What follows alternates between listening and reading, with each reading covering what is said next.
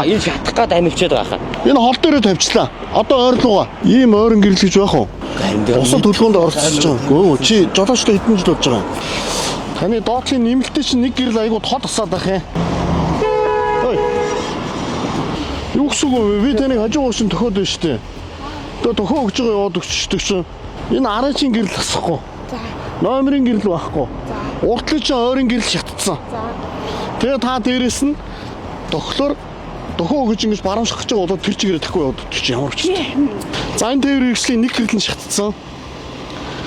За тэгээд цагдаагийн албаагч одоо Гудамжсан замын хөдөлгөөний аюул хөдлөлийг хангах чиглэлээр бол цагдаагийн албаны тухай хуулийн 31-ийн нэгдэх заалтын дагуу бол хяналтыг тавьж ажиллаж байсан.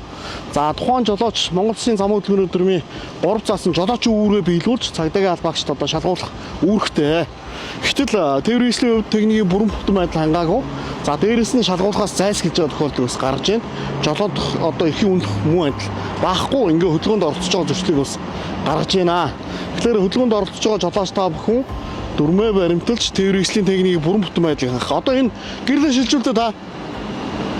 За ингээ хол дээрээ тавьчих.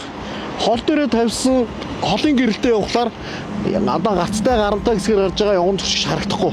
Гэрлийн гялманд орж байгаа. Өөдөөс явж байгаа тээврийн хэрэгслийн мөн адил одоо жолоочийн гэрлийн гялманд оруулж байгаа ийм эрсдэлтэй зүйлүүдийг бас гаргаад байгаа маа. Тэгэхээр энэ дээр бас жолооч иргэд та бүхэн бас анхаарахыг цагдаагийн байгууллагаас зөвлөмөр байна.